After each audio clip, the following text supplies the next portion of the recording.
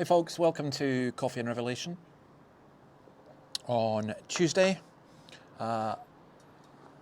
Another beautiful winter's day here in Sydney, sunny, but with a wee bit of chill in the air. We come on again, we're in Revelation chapter 12 and we're just about to finish this chapter. Let me read the words to you. Remember, as we read Revelation, we've been told, blessed are those who read the words of this book. From verse 13, when the dragon saw that he'd been hurled to the earth, he pursued the woman who'd given birth to the male child.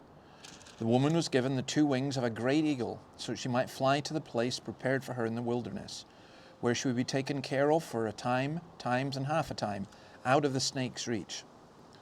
Then from his mouth the snake spewed water like a river to overtake the woman and sweep her away with the torrent. But the earth helped the woman by opening its mouth and swallowing the river that the dragon had spewed out of his mouth. Then the dragon was enraged at the woman and went off to wage war against the rest of her offspring, those who keep God's commands and hold fast their testimony about Jesus. Well, forgive the wind.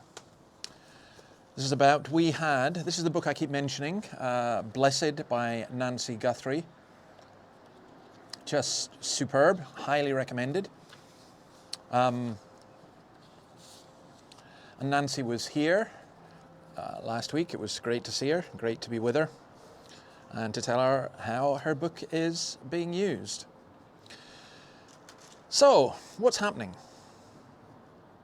Not being able to get to the Lord, the dragon, the devil, now turns to the Lord's people. He's like a roaring lion seeking whom he may devour. Again, in this picture, the woman is given the 2 wings of a great eagle. Think Lord of the Rings at the end.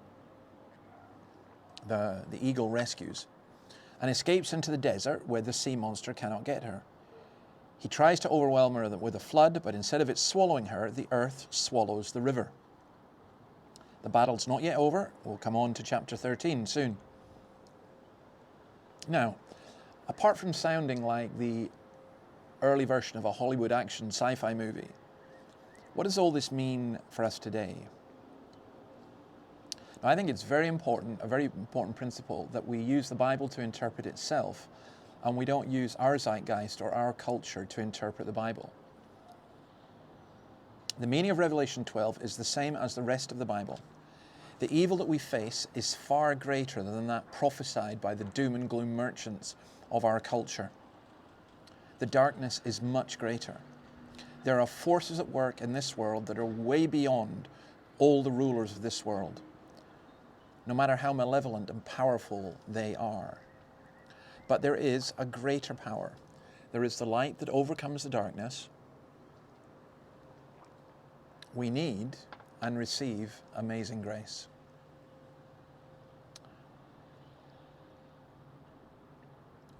We shouldn't kid ourselves. The devil seeks to destroy and swallow us up. There have been a handful of times when I've known direct personal assault from evil. And there are other times when it's less direct, but just as powerful.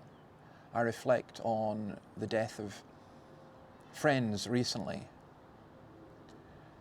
Death appears to be the ultimate victor, the total destroyer, the last word.